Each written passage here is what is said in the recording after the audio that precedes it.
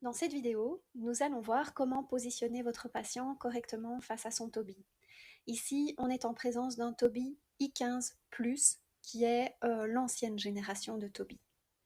Je suis dans l'application Communicator 5. Vous pouvez ouvrir les paramètres et aller dans Gaze Interactions Settings.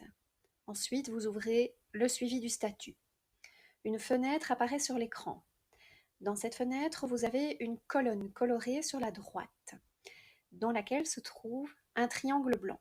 Le triangle blanc détermine la distance du visage de votre patient par rapport à l'écran du Tobii. Si je me rapproche de mon écran, le triangle blanc monte dans cette colonne. À l'inverse, si j'éloigne mon visage de l'écran, le triangle blanc redescend. L'idéal est que ce triangle blanc se situe dans la partie verte de la colonne.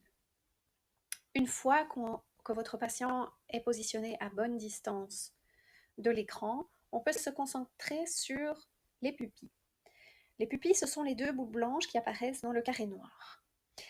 Il est impératif qu'elles soient centrées dans le carré, c'est-à-dire ni trop à gauche, ni trop à droite, ni trop au-dessus, ni trop en dessous.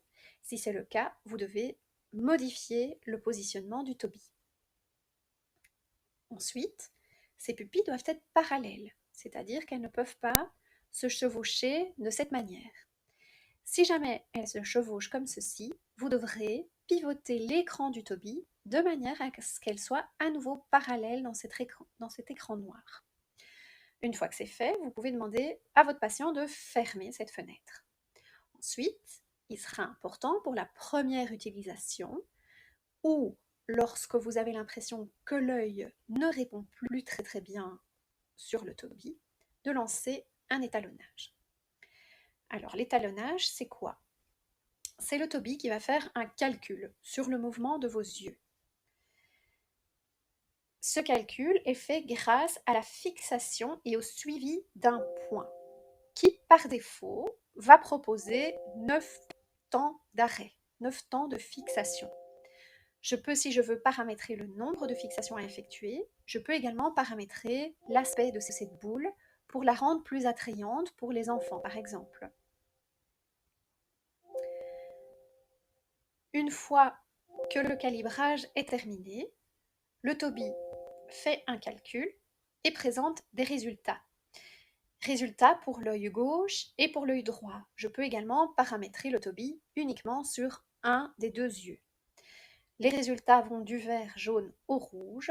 Vert, c'est un calibrage réussi de haute qualité. Le rouge est un calibrage qui est réussi, mais d'une qualité un peu moindre. Vous pouvez demander à votre patient de quitter les paramètres, de retourner sur sa page d'accueil, et il peut dès lors commencer à utiliser son Tobii.